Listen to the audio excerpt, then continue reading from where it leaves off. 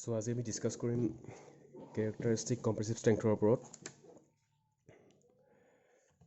So what is characteristic compressive strength?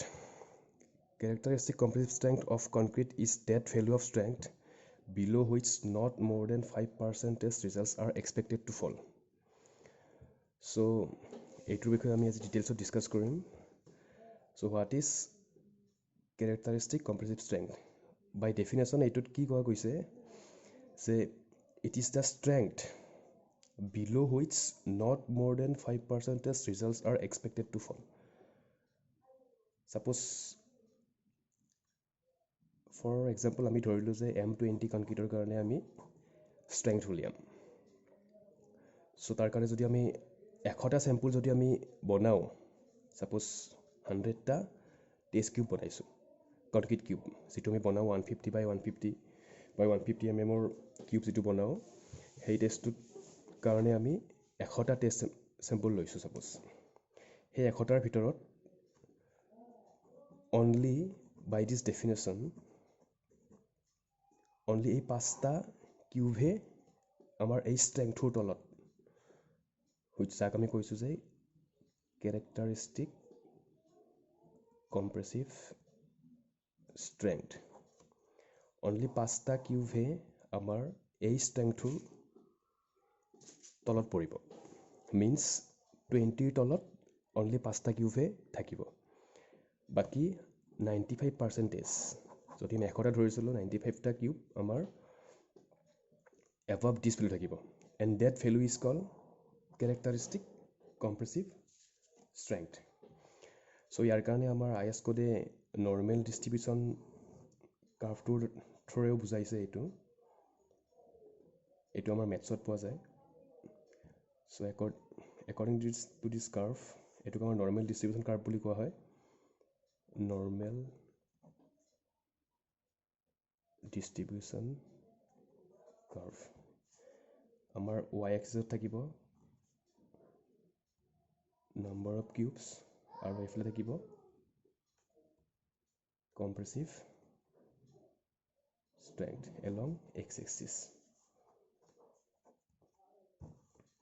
ইয়াৰ ইউনিটটো হ'ল আমাৰ Newton per mm square. so suppose আমাৰ এইটোৱে 5% বুজাইছে. এইটো y axis আমাৰ এই পইণ্টটো আমাৰ 5% ৰিজাল্ট বুজাইছে. means frequency means 5টা কিউব যদি ইয়াক তুমি 100টা ধৰা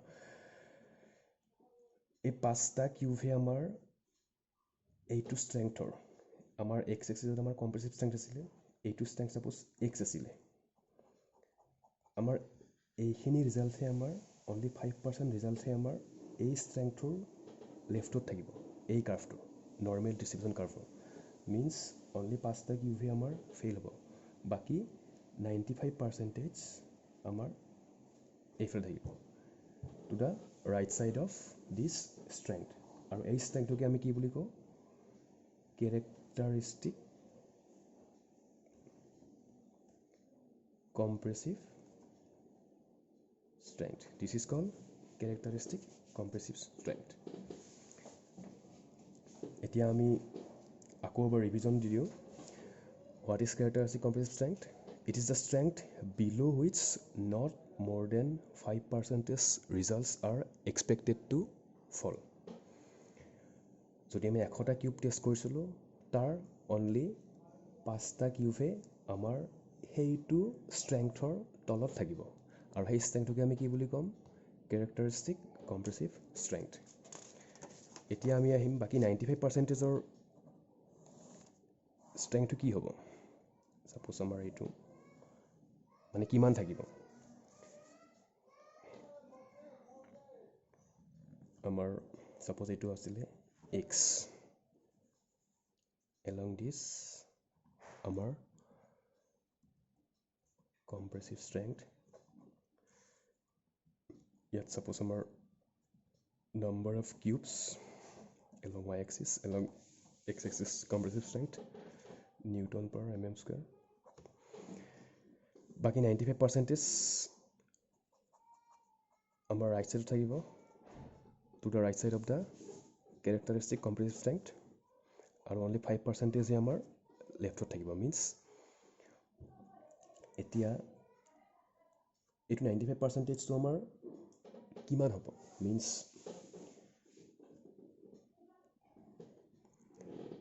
যিটো আমাৰ 95% কিউব কেৰেক্টাৰিষ্টিক কম্প্ৰেছিভ ষ্ট্ৰেংথৰ ওপৰত থাকিব বুলি কৈছে তাৰ আমাৰ মেইন ষ্ট্ৰেংথটো কিমান হ'ব তাৰ কাৰণে আমি আহিব লাগিব IS কোড এইটো চাওক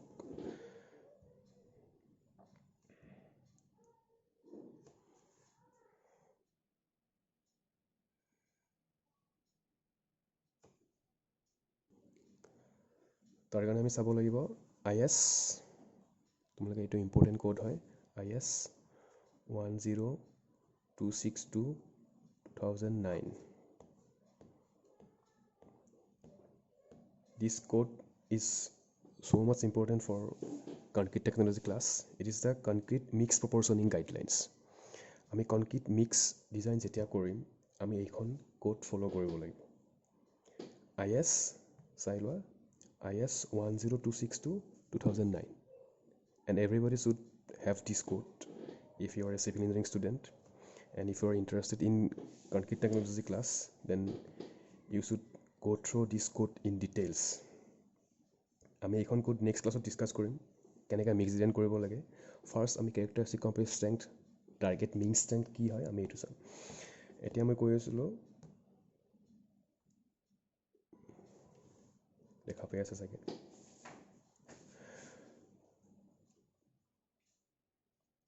95% যিটো কৰোঁ 98% কিউব আমাৰ এভাভ দি ষ্ট্ৰেংথ থাকিব চ' সেইটো যিটো ভেলু হ'ব সিহঁতৰ ষ্ট্ৰেংথৰ কম্প্ৰেছিভ ষ্ট্ৰেংথৰ সেইটো কিমান হ'ব যদি 20 যদি আছিলে কেৰেক্টাৰিষ্টিক কম্প্ৰেছিভ ষ্ট্ৰেংথ সেইটো কিমান বহুত এক্সিড হৈ যাব নেকি তাৰ এটা লিমিটেশ্যন এটা থাকিব তাৰ যিটো যিমান ডেভিয়েট হ'ব সেইটোৰ এটা ভেলু থাকিব সেইটো কি বুলি ক'ম that is the standard deviation so that is the standard deviation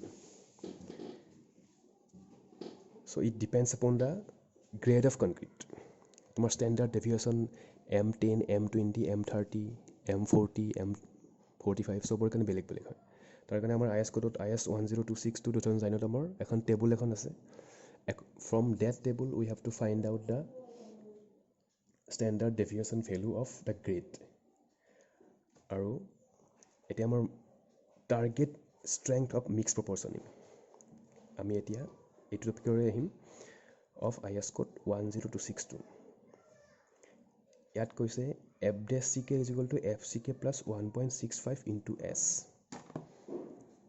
so F-CK is equal to FCK plus 1.65 S মই যেটো কৈছিলোঁ 95%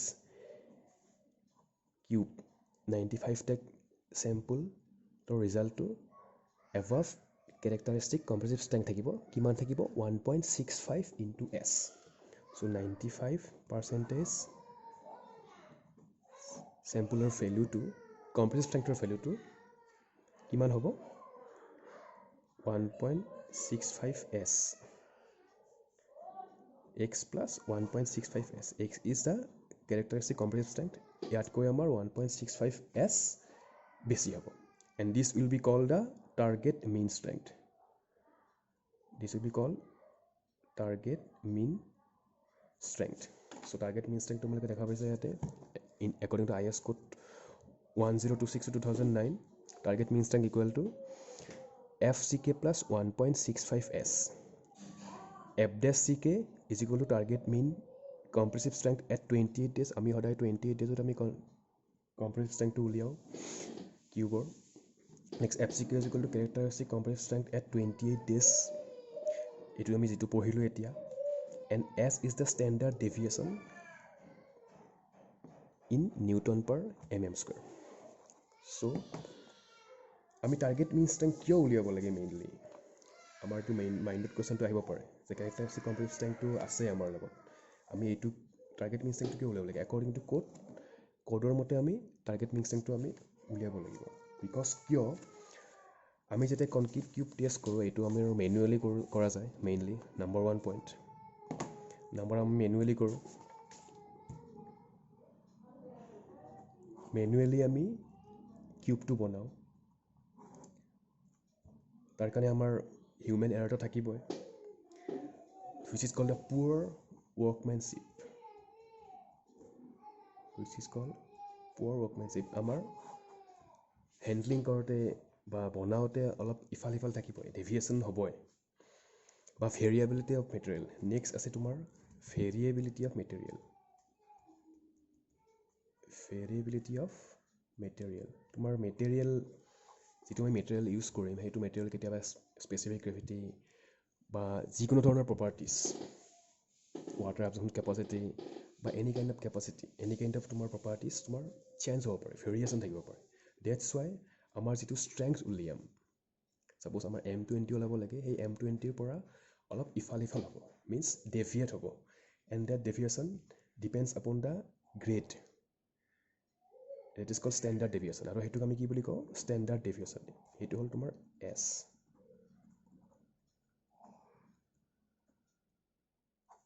আমাৰ যিটো আমাক টাৰ্গেট দিছিলে যিটো আমাৰ কম্প্ৰেছিভ ষ্ট্ৰেংথ আছিলে কেৰেক্টাৰিষ্টিক কম্প্ৰেছিভ ষ্ট্ৰেংথ তাৰ পৰা অলপ হয়তো এইফাল নাইবা ইফালে হয়তো লেফ্ট নাইবা ৰাইট তোমাৰ ডেভিয়েট হ'ব and it is called standard deviation and according to code সেইটো ফৰ্মুলাটো হ'ল FCK plus 1.65 into S যিটো আমাক টাৰ্গেট মিন ষ্ট্ৰেংথ দিছিলে F'(CK) is equal to FCK plus 1.65 into S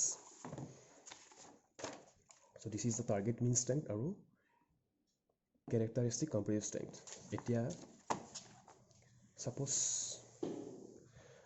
suppose আমাক উলিয়াব দিছে M20 concrete এতিয়া সবেই গম পোৱা M20 is the grade of concrete this is the grade of concrete এতিয়া আমাৰ এইটো গ্ৰেডৰ M মানে মিক্স হয় M means mix আৰু 20 is the characteristic compressive M means mix 20 is the characteristic compressive strength এতিয়া এইটো গ্ৰেডৰ কনক্ৰিট যেতিয়া আমাক বনাব দিব যেতিয়া বনাব লাগে মিক্স ডিজাইন কৰিব লাগে তেতিয়া আমি কি কৰিব লাগিব ফাৰ্ষ্ট আমি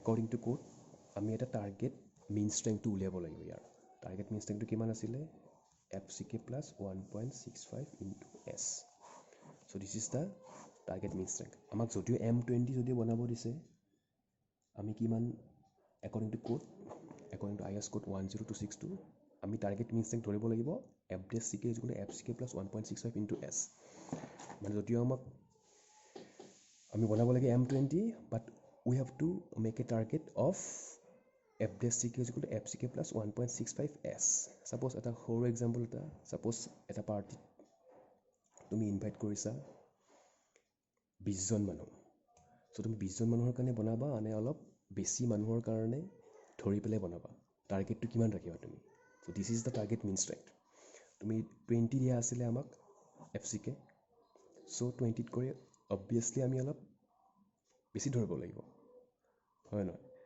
this is the standard deviation this is the S 1.65 into S 1.65 is the factor it depends upon the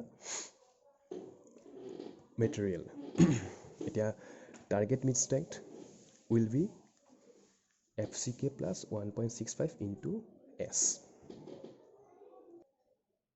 so now এতিয়া আমি target mean strength কিমান হৈ ওলাব লাগে তাৰ কাৰণে আমাক for M20 concrete what will be the S value আমি এইটো S value টো উলিয়াব লাগিব আৰু এইটো আমি S value টো আমি ক'ত পাম we will get it in the IS code 10262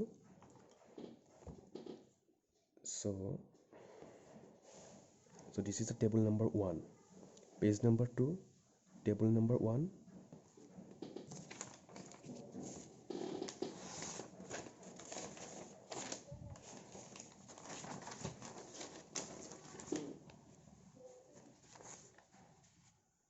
so তোমালোকে সবে দেখা পাইছা এইটো IS code number table number 1 ত আছে for M20 what is the standard deviation 4 so for M20 concrete standard deviation value will be 4 so আমাৰ ইয়াতে S value টো কিমান হ'ব S will be equal to 4. So what will be the target mean strength for M20 concrete? F dash CK is equal to FCK কিমান হ'ব তোমাৰ 20 plus 1.65 into 4. যদি আমি ক্যালকুলেট কৰি কিনে চাও এটো 20 plus 1.65 into 4. It will be equal to 26.6 equal to 26.6 Newton per mm square. So similarly, যদি আমাক M30 concrete কাৰণে target mean strength ওলাব লাগে কিমান হ'ব M30. So what is 30? 30 is the characteristic compressive strength. So target mean strength F dash CK is equal to FCK plus 1.65 S. এটা M30 ৰ কাৰণে আমাক কি লাগে S value টো লাগে. এটা for M30 what will be the S value? The standard deviation. So it deviate হয় মই কৈছিলো poor workmanship তোমাৰ depending on the variability of the material এইবিলাকৰ কাৰণে আমাৰ value deviate হ'ব অলপ ইফালে ইফালে that is the standard deviation, that is the deviation, that is S. So the S value will be for M30 concrete it will be 5. FCK equal to 30 plus 1.65 into 5. So 30 plus 1.65 into 5 will be equal to 38.25. So 38.25 Newton per mm square. So যদি আমাক M30 দিছিলে M30 আমাৰ characteristic compressive strength দিছিলে so what will be the target strength will be 38.25. so আমাৰ target হ'ব লাগিব এইটো for M30 grade of concrete. For M20 grade of concrete আমাৰ target হ'ব লাগিব 26.6. so similarly তোমালোকে homework কৰিবা for M40 M50 M40 M50 কাৰণে তোমাৰ target mean strength কিমান হ'ব তোমালোকে এইটো homework কৰিবা আৰু আমি next classত concrete mix design কেনেকৈ কৰিব লাগে according to this code IS code 1026/2009 এটো এখন কোডে যেটো গাইডলাইন দিছে আমাক এই গাইডলাইনৰ মতে আমি ফলো কৰি পেলাই মিক্স ডিজাইন কেনেকৈ কৰিব লাগে আমি এটো ডিসকাস কৰিম নেক্সট ক্লাছত so thank you